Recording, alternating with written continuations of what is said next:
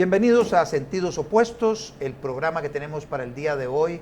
Es un programa que tiene que ver con una nota periodística de hace algunos días que informaba sobre 9 plantas privadas generadoras de electricidad que para fin de año van a estar totalmente desconectadas del sistema eléctrico nacional. Básicamente, lo que producían de electricidad ya no lo van a estar inyectando al sistema eléctrico nacional. Para hablar de este tema, sobre la racionalidad de una medida como esa, sobre cómo resolver el problema que tenemos con estas 9 plantas que para fin de año van a estar desconectadas, he invitado a Mario Alvarado. Mario Alvarado es el director ejecutivo de una asociación que agrupa a una buena cantidad de productores privados de electricidad. Se llama ACOPE. Bienvenido, Mario. Don Otto, muchas gracias por invitarme y un saludo a toda la audiencia tan nutrida que tiene su programa. Entremos en materia. ACOPE, ¿qué diablos es ACOPE? ¿A quién se aglutina? ¿Hace cuánto funciona ACOPE? Con todo gusto. Vea, ACOPE funciona desde hace casi 32 años. Ajá. Ya somos una asociación añosa, de hecho la más antigua de América Central, que agrupa a productores de energía renovable con inversión privada. Y yendo al grano, como usted indica, tenemos un problema muy serio en Costa Rica y es que el ICE empezó a desconectar plantas privadas porque se les vencía el contrato. Esto nunca había pasado en los pasados 30 años. Y es inexplicable, es raro porque son plantas de energía limpia y además de energía renovable y barata.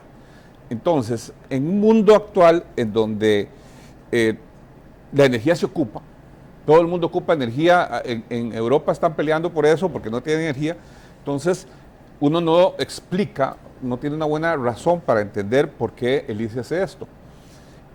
Y usted dijo bien, vamos a tener 9 plantas privadas desconectadas para diciembre de este año, pero a esta altura ya hay 7 y se empezaron a desconectar desde hace 2 años. O sea, ya el país ha perdido un montón de energía limpia y barata. Y dentro de los planes del ICE, en lo que se llama su plan de expansión de la generación, se van a desconectar todas, don Otto. ¿Y cuántas son todas? Todas deben ser unas 35, tal vez. Antes de llegar allá, para entrar en el detalle de estas plantas y cuánto es, digamos, la sumatoria de la cantidad de megas que se estarían dejando de comprar por parte del ICE, mencionaste que se les vencía el contrato. Tengo entendido que para explotar, por ejemplo, el recurso hídrico se requiere 2 tipos de contrato. Uno es la concesión para utilizar la fuerza del agua para producir electricidad, y por otro lado es el contrato de venta de electricidad al ICE. ¿Es así o es uno solo? ¿Cómo Eso es correcto. En las hidroeléctricas usted está muy bien informado, don Otto. En las plantas que no son de recurso hidroeléctrico, pero sí de recurso limpio, eólica, solar, biomasa, etcétera, no se ocupa esa, digamos, doble concesión. Solo se ocupa una concesión de servicio público y, por supuesto, tener un contrato firmado porque es el espacio que permite la ley. Entonces, volviendo al tema de las hidráulicas, las que es con la fuerza del agua, que se han desconectado, sí tienen la concesión para el uso de la fuerza del agua para generar electricidad, pero lo que se venció fue el contrato para venderle al ICE la electricidad. Correcto, correcto. Se venció el contrato. Mantienen 2 concesiones, don Otto. Una es, en el caso de las plantas hidroeléctricas, una es la concesión del uso de la fuerza de agua, sí, y el otro es la concesión del servicio público de generación, que la otorga la ARECEP, y la anterior, la primera, la de fuerza hidráulica, la otorga el MINAE. Pero están vigentes. Lo que se venció fue el contrato y no se renueva a pesar de que están cumplidos todos los requisitos. Y el otro gran tema es, si es energía limpia y barata, ¿cuál es la razón de hacer esto? Y la única explicación que me doy yo es una razón corporativa, porque el ICE necesita mantener su equipamiento andando, aunque sea más costoso. Cuando hablas de barata, energía limpia y barata, limpia lo entendemos, son fuentes digamos, renovables. Estamos hablando de la fuerza del agua, estamos hablando de la fuerza del viento, estamos hablando, digamos, lo que son la generación fotovoltaica. O sea, eso es básicamente la parte limpia que estás hablando. El sector privado no ha incursionado, porque además el monopolio se lo impide, en geotermia, que esa es otra posibilidad de generar energía limpia.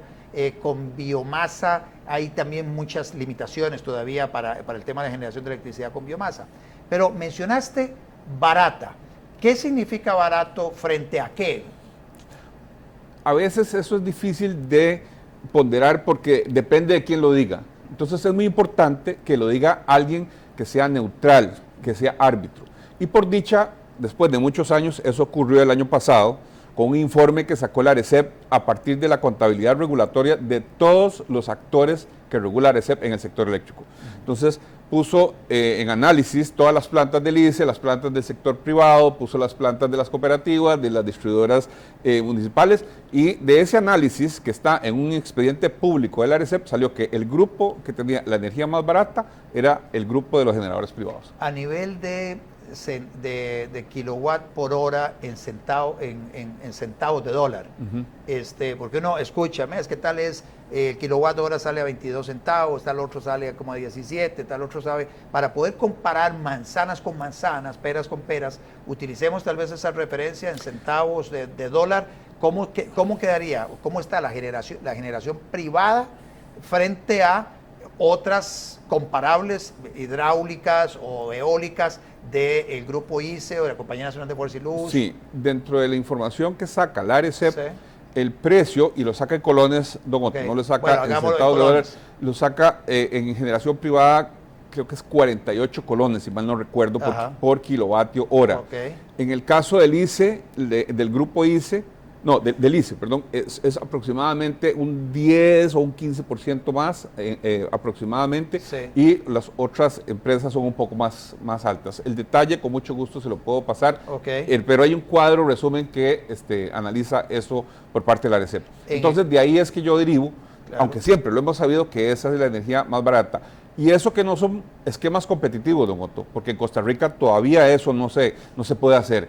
En un mercado competitivo, esos precios pueden ser incluso más interesantes. Sí, hay un tema en relación con eso que acabas de introducir, que es la posibilidad de generar un mercado para que los oferentes, los productores puedan llegar a decir, mire, aquí tengo para ofrecerle al mercado esta cantidad de megas o esta cantidad de electricidad, yo la ofrezco por el día de hoy, en tanto, o el fin de semana va a estar más barata, o a mediodía la ofrezco en tanto, etcétera.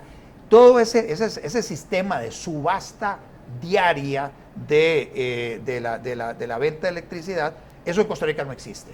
Correcto, eso no existe. No existe. Deberíamos ir hacia ese sistema.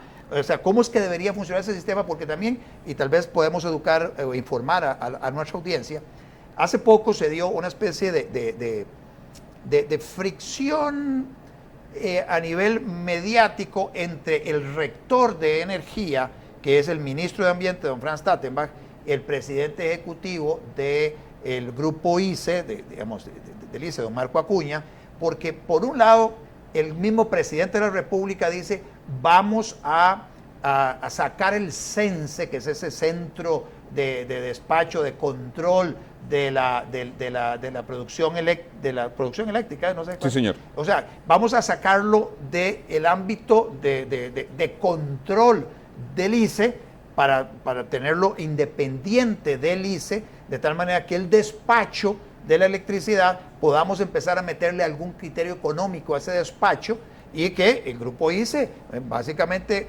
despache, controle su producción, controle su despacho, pero que haya el despacho nacional lo maneje una entidad que no sea manejada por el grupo ICE. Marco Acuña primero dijo que no iban a soltar el CENSE y luego dice, bueno, la verdad es que sí, eso debiéramos cambiar y nosotros, la verdad es que la ley lo que nos dice es que debemos tener el control sobre lo nuestro, pero en ningún momento la ley le atribuye al ICE el control de todo el centro del despacho eléctrico nacional. Don Otto, usted ya lo explicó y yo creo que el público se lo va a entender perfectamente porque está totalmente informado. Así como usted lo dice, así fue como lo expuso el presidente ejecutivo del ICE en la última sesión de la Comisión de Energía que se estableció en la Asamblea Legislativa para analizar este tema. Entonces yo lo segmento en tres asuntos, don Otto. Me parece que hablar del CENSE y muy brevemente de qué es lo que está pasando y hablar de soluciones, porque cuando uno tiene desperdiciados activos tan importantes y tan necesarios, hay que buscar soluciones. Y veo soluciones en el corto plazo y en el mediano plazo. activos importantes mencionaste. Sí, señor. ¿De cuánta inversión estamos hablando antes de que entremos en esa solución de corto y mediano plazo? Vean, en estos momentos, para el final de diciembre, vamos a tener 9 plantas detenidas. De las 9, 8 son hidroeléctricas y las 8 están de una u otra forma en la provincia de Alajuela. Ajá. Y tenemos una detenida desde hace más de un año, eólica, que fue la primera planta eólica comercial de América Latina. Ajá. Es todo un hito. Y esa planta está en Tilarán, Guanacaste. La inversión aproximada de todo eso son 40 megavatios de plantas hidroeléctricas, 20 megavatios de plantas eólicas, y esa inversión debe rondar entre unos 150 y unos 180 millones de dólares, toda la inversión de las plantas. Entre 150 y 180 millones de dólares, según mis cálculos. Ajá. Entonces, lo del CENSE, usted lo dijo muy bien, nada más retomo algunos temas.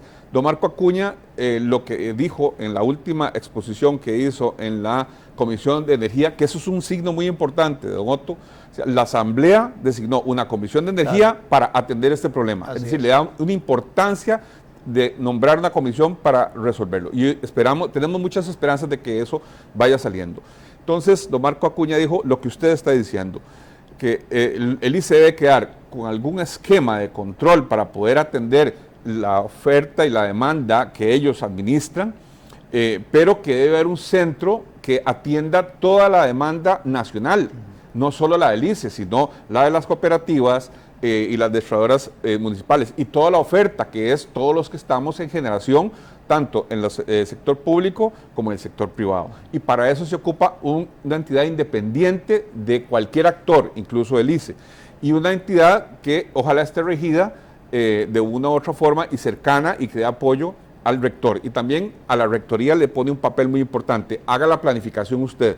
Es decir, el ICE va a seguir haciendo la planificación corporativa, pero la planificación nacional tiene que hacerla el rector. Y eso me parece que fue un insumo muy importante para esta comisión, claro, que son los que tienen que dedicarse a la redacción, análisis y finalmente aprobación de estas leyes.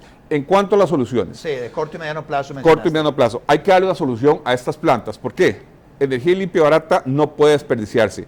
Estas plantas, al cerrarse, dejaron sin empleo a profesionales, a operarios valiosos en zonas rurales, porque estas plantas nunca están en los centros de las ciudades, están en zonas rurales donde se ocupa empleo de este tipo, y en este momento hay gente que está cesada. Eso es una barbaridad dentro de lo que podríamos llamar el esquema de recuperación económica. Eso es al revés de la recuperación económica. Para recuperar económicamente el país, ocupamos estas plantas operando nuevamente. Y además de eso, dejaron de pagar impuestos porque no están generando ingresos, claro, nacionales y municipales. Entonces, hay un efecto a nivel de todo el país y un efecto regional que es apreciable. Entonces, ¿cuáles son las soluciones que ya se han propuesto? Son legislativas, porque es muy difícil promover soluciones a nivel administrativo, aunque yo creo que se puede promover mucho el autoconsumo, y eso es algo que estamos trabajando y hemos empezado a conversar con las autoridades de este gobierno en ese tema. Pero hay 12 proyectos de ley en la Asamblea Legislativa que ya están en primer debate. Le falta... ¿Ya se votaron en primer debate?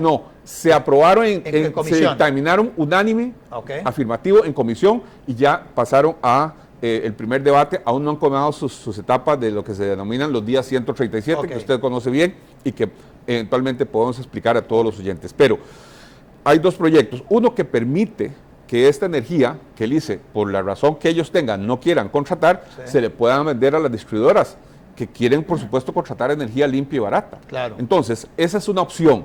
La otra opción es que se nos permita exportar, don Otto. Yo no entiendo cómo este país no le permite a los empresarios y a la gente, incluso a las mismas distribuidoras, exportar energía en Centroamérica, donde hay un mercado que se instauró hace más de 20 años y que funciona. Entonces, estas son las 2 opciones que están... Donde el ICE podría inclusive ganarse una platica por un peaje. Claro, y es que, por supuesto, se tiene que pagar el peaje para poder hacer la exportación, y ahí todos ganamos. Entonces, tenemos esos 2 proyectos a nivel de lo que se llama discusión de primer debate, y si se le pone un poquito de cariño y los diputados lo sacan, eso es algo que nos puede resolver los problemas de dejar de tener estas plantas paradas, poder volver a producir, poder volver a pagar impuestos, recontratar gente que es valiosa y reactivar la economía de esa manera. Entonces, esas son las opciones de corto plazo. A mediano plazo, dentro de la Comisión de Energía que se instauró, hay que analizar lo que usted también dijo, podemos trabajar precios competitivos, podemos establecer mecanismos de subastas o de licitaciones competitivas que resuelvan el futuro de los próximos proyectos que entren. No que sean proyectos dactilares, escogidos a dedo, no, sino que sean los proyectos que compitan y que el mejor, el más barato, sea el que le brinde la solución al usuario. Y para eso ocupamos un esquema, una especie de CENSE, pero a nivel nacional, autónomo, independiente, una planificación indicativa en el rector, un rector fortalecido, claro, porque el rector ahora realmente es débil, hay que fortalecerlo un poco más, un despacho económico para que las plantas más baratas sean las que se despachan primero. Si eso fuera así, don Otto, las plantas del sector privado serían despachadas primero. Ajá. Y yo creo que vamos a competir si es que esto se arregla. No tenemos preocupación. Si perdemos en la competencia, aprendimos y esperamos ganar en la ronda que sigue. Eso es parte de la actividad de mercado. Y además de eso, un esquema de subastas que permita con transparencia decir cuáles son los proyectos que se ponen digamos, a generar electricidad, y finalmente lo que se denomina un mercado de ocasión o un mercado spot. ¿Eso para qué sirve?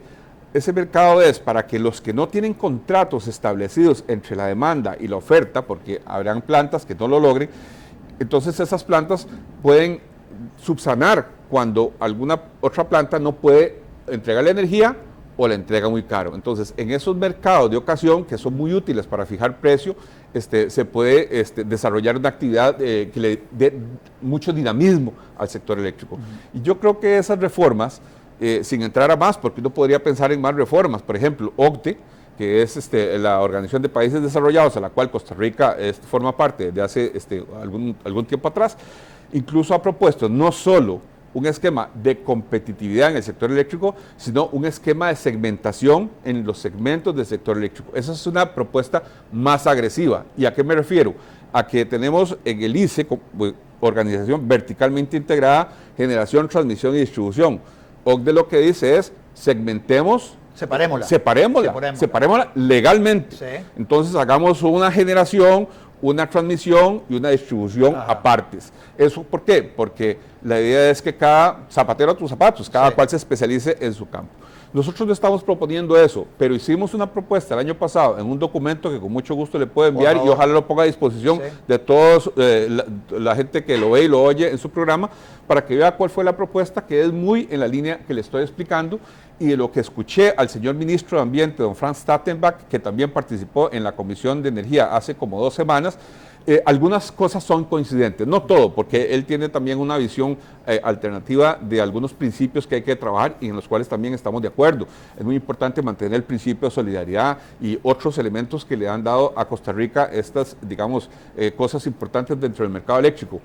Pero el problema de Costa Rica en el mercado eléctrico no es ni la cobertura, tenemos 99.5% de cobertura, ni es la renovabilidad, es casi 100%. El problema es la competitividad y el problema es cómo darle un precio más bajo a los usuarios.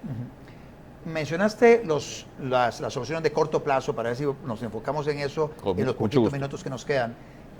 Los proyectos ya están dictaminados, están en la agenda de primeros debates en la Asamblea Legislativa.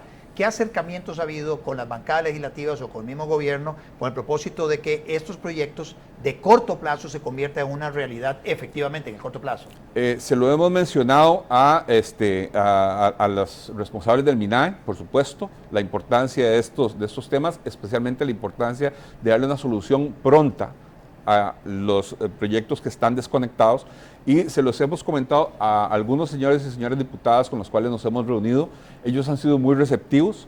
Esperamos más bien que ahora que empezó la actividad ordinaria de la Asamblea, estos proyectos puedan avanzar un poco dentro de toda la lista de proyectos que tienen por discutir en primer debate. Pero estamos en eso, Moto, concientizando, explicándole a la gente la importancia de que esto se resuelva pronto y la necesidad de que sea algo útil para el país, algo útil para los usuarios de distribuidores que quieren comprar esa energía y algo útil para las empresas. Incluso le puedo decir que nosotros le tenemos un poquito más de cariño a la venta, a las distribuidoras, que a la exportación, por comentarios que nos han hecho otros industriales, que nos han dicho, pero ¿cómo ustedes, energía limpia y barata, van a ir y le van a entregar esa energía a los empresarios de la región y no a nosotros, los empresarios de Costa Rica, a través de las distribuidoras o a través de quien sea?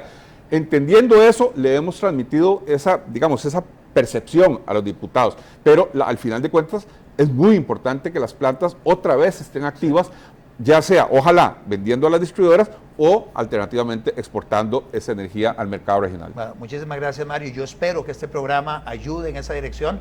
Vamos a compartir esa información que me vas a pasar a aquellas personas que quieran acceso de esos estudios que mencionó Mario Alvarado en esta entrevista.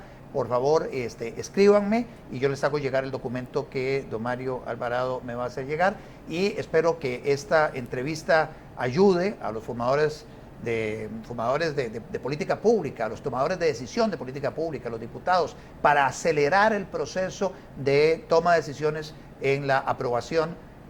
Primero, el proyecto para autorizar la venta a las distribuidoras.